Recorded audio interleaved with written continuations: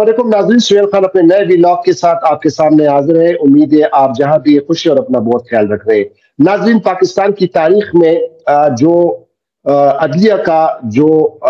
हाल कर दिया गया है और जो सुप्रीम कोर्ट ऑफ पाकिस्तान को किस तरह हुकूमत ने 26वीं आईनी तरमीम के जरिए किस तरह कंट्रोल किया हुआ है और पूरा इख्तियारात अपने पास रख लिए हैं, और अब आईनी बेंच भी बन गया और उसका सरबराह जो कि चौथे नंबर पर जो सुप्रीम कोर्ट के जज हैं जस्टिस अमीनुद्दीन खान, उनको आईनी बेंच का सरबराह बनाया गया है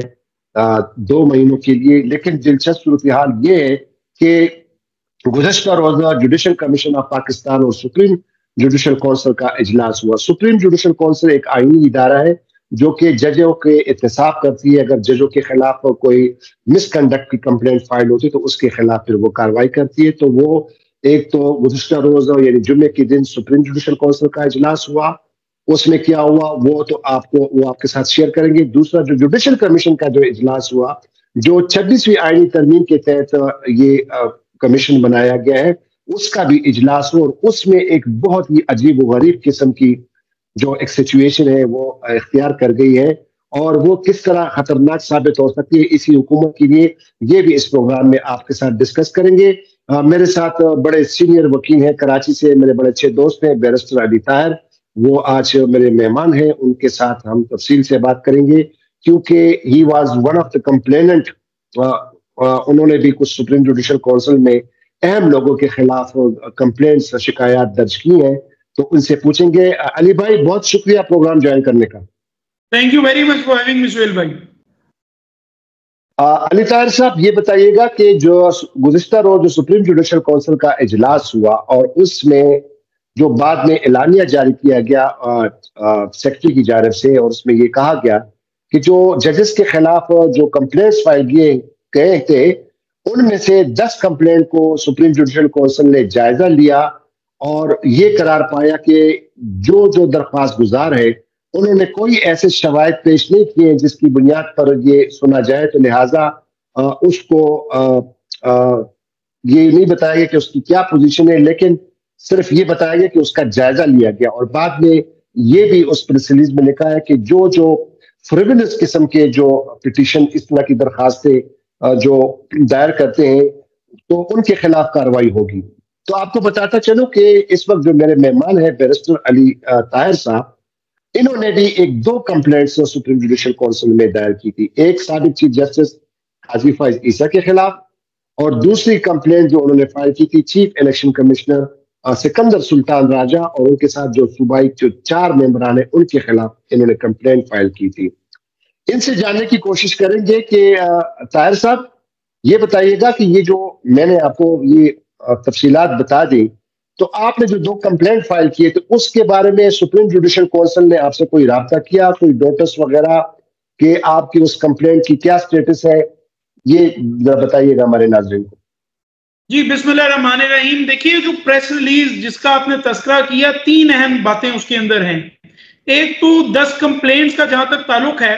वो और भी चंद बुकला हमारे जो दोस्त हैं जिन्होंने सुप्रीम जुडिशल काउंसिल में कुछ कंप्लेंट्स फाइल की भी हैं, हम अभी तक इस नतीजे पे नहीं पहुंचे कि ये जो 10 कंप्लेंट्स हैं ये कौन सी हैं जो टेकअप हुई, उनके ऊपर क्या फैसला हुआ और फिर उनको किस तरह से डिस्पोज ऑफ किया गया। किसी को भी मेरी नॉलेज तक कोई नोटिस मसूल नहीं हुआ, मुझे भी कोई नोटिस मसूल नहीं हुआ। अभी तक हम डार्क में हैं कि क्या हमारी कोई कंप्लेंट टेकअप हुई थी और क्या उसको फिर डिस्पोज ऑफ किया गया या नहीं। इस सूरत हाल में मैं जो रजिस्ट्रार हैं सुप्रीम कोर्ट के, वो चूंकि जुडिशल काउंसिल के भी साथ साथ सेक्रेटरी होते हैं, तो उनको मैं खत भी लिख रहा हूँ, उनसे पूछ रहा हूँ कि अगर इनमें मेरी कोई कंप्लेंट थी तो वो मुझे बताया जाए और ये आर्टिकल 19A के तहत मेरा हक भी बनता है। वैसे भी आपको पता है कि सुप्रीम कोर्ट के अंदर भी किसी भी पिटिशन को सुने बगैर उसको डिसमिस नहीं किया जा सकता। तो ये कैसे हो सकता है कि नोटिस किए बगैर किसी की कंप्लेंट को डिसमिस कर दिया जाए?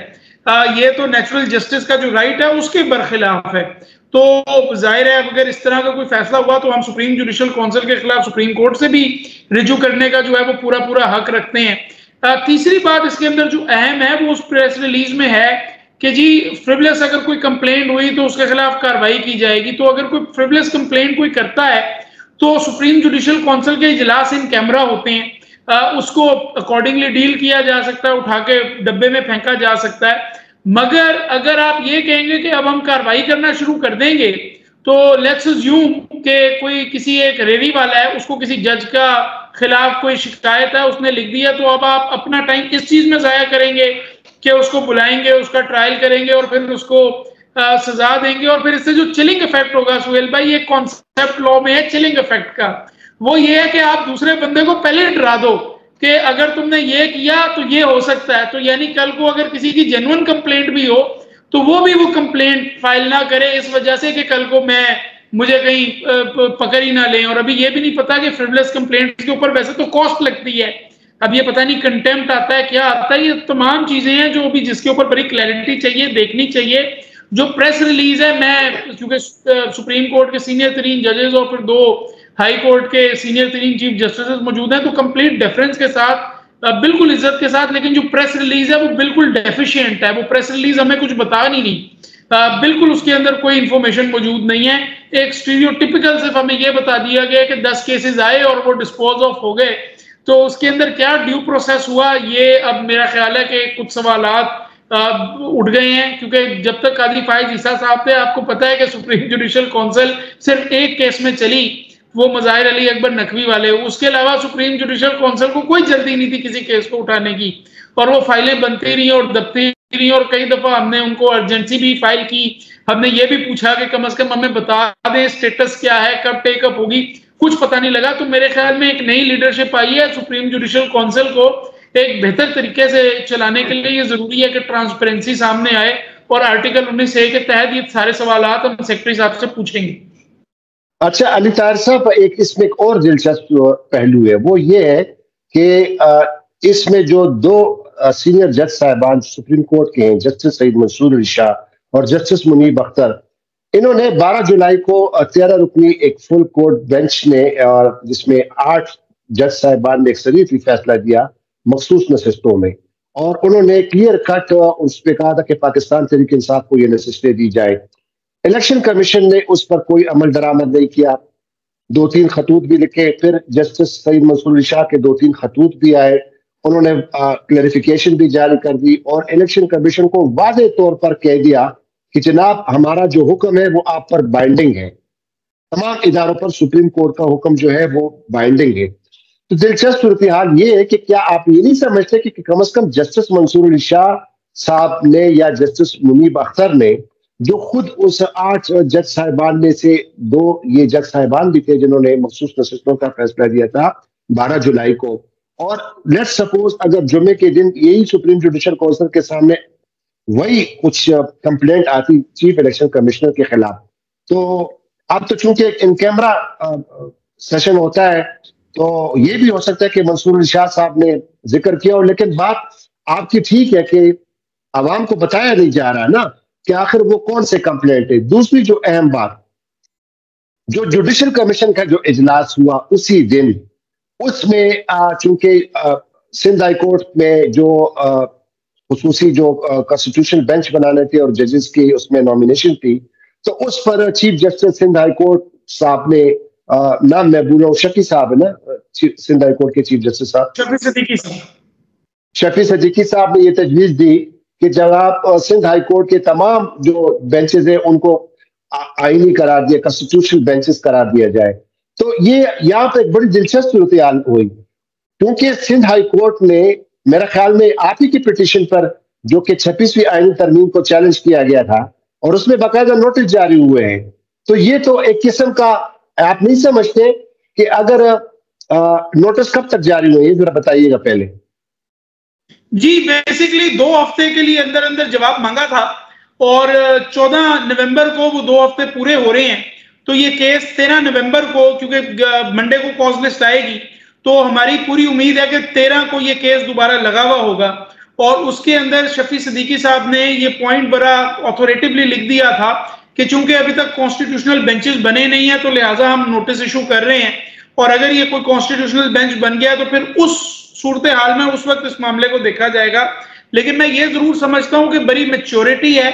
और बड़ी रिस्पॉन्सिबिलिटी है, जिस तरह से एक हाई कोर्ट को बर्बाद, सुप्रीम कोर्ट तो हमारी बर्बाद हो गई है, एक ऐसे जज साहब जो विद ड्यू रिस्पेक्ट जिन्होंने लिखा कि सुप्रीम कोर्ट के फैसले बाइंडिंग नहीं है और आप उसको इग्नोर कर दें, आपने उनको लाकर प्रिजाइडिंग जज बना दिया और उनको प्रैक्टिस एंड प्रोसीजर की कमेटी में भी डाल दिया, कॉन्स्टिट्यूशनल बेंच की कमेटी में भी डाल दिया और एक 7 रुकनी बेंच बना दिया। कोई सवाल का जवाब बड़े बड़े कानूनदान के पास नहीं है कि आखिर फुल कोर्ट का रिव्यू 7 रुकनी बेंच कैसे सुनेगा। ये तो किसी ने कभी सोचा ही नहीं है दुनिया में कि स्मॉलर बेंच लार्जर बेंच सुनेगा। तो मैं समझता हूँ बड़ी मैच्योरिटी है कि सिंध हाई कोर्ट जिसको बर्बाद करने जा रहे थे दूसरे नंबर पे, वो उस बर्बादी से बच गया है, चूंकि इस वक्त तमाम बेंचेस को कॉन्स्टिट्यूशनल करार दे दिए गए। देखिए बात यह है सुहेल भाई कि अगर तो कोई जज इस काबिल नहीं है कि वो कॉन्स्टिट्यूशन को इंटरप्रेट करे,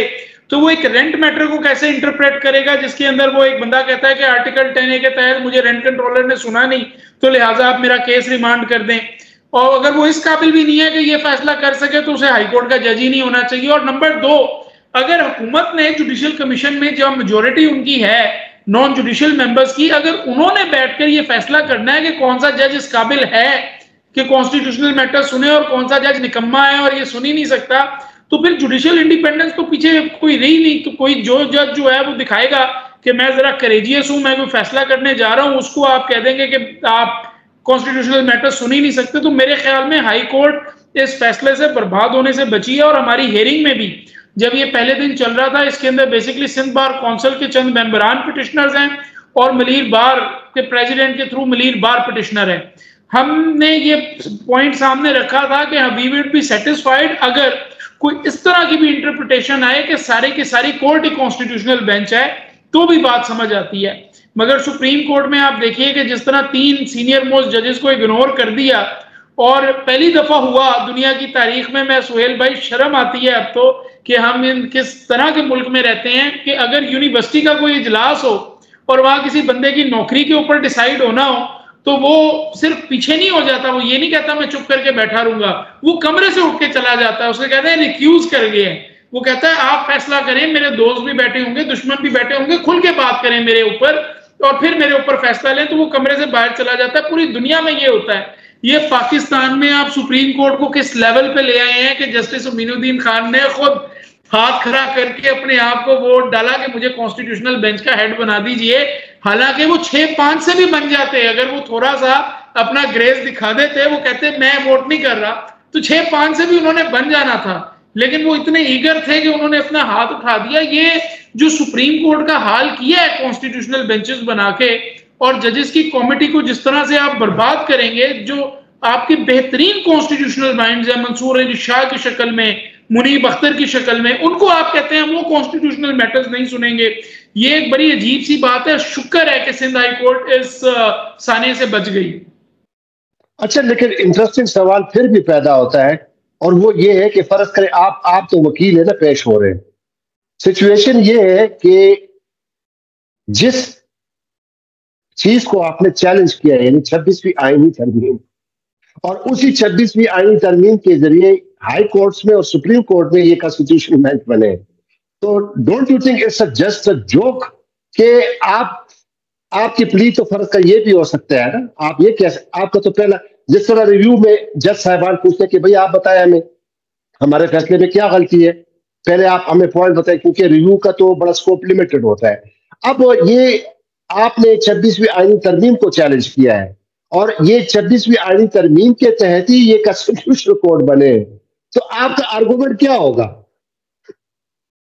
मैं वैसे एक सवाल पूछ सकता हूं ना, इंटरेस्टिंग और रेलेवेंट सवाल है। उसके अंदर हमने एक एप्लीकेशन फाइल की हुई है, हमारी एक सीएमए फिक्स्ड है ऑलरेडी,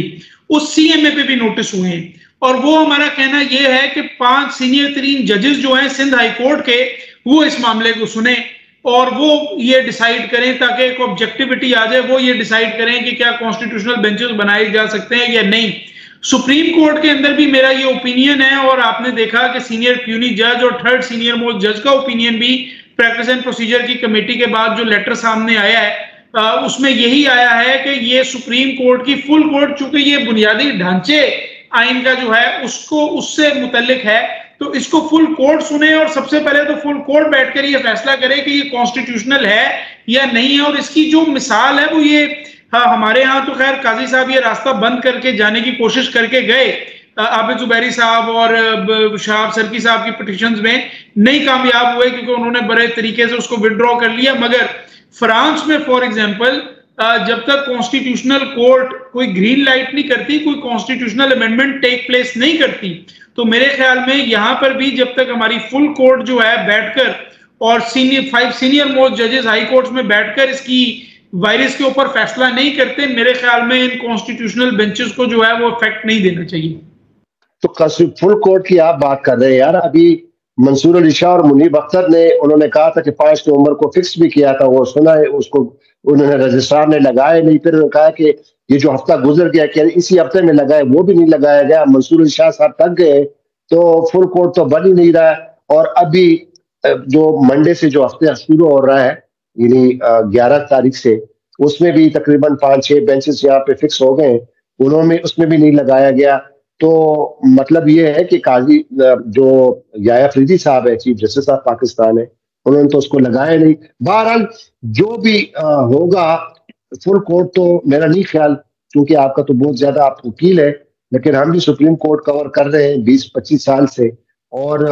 काजी साहब जो कह रहे थे, और अब जो मंसूर अली शाह साहब ने कई बार ये कहा है, लेटर भी लिखे हैं कि भाई इसके लिए कॉन्स्टिट्यूशनल वैलिडिटी उसको एग्जामिन करने के लिए फुल कोर्ट बिठाया जाए, और तमाम जितने भी दरखास्त गुजार है जिन्होंने 26वीं आईनी तरमीम को चैलेंज किया है, वो सबकी ये इस्तदा है कि इसको फुल कोर्ट सुने। बहरहाल क्या होता है, लेकिन अली ताहिर भाई, उम्मीद यही की जा सकती है कि इस मुल्क का कम से कम भला हो यार, इस मुल्क के आईन कानून की हुक्मरानी हो, और जो अदलिया की जो आज़ादी पे जो हमला हुआ है, ये बाजार तो कुछ अब इसका कोई वे आउट नजर नहीं आ रहा है।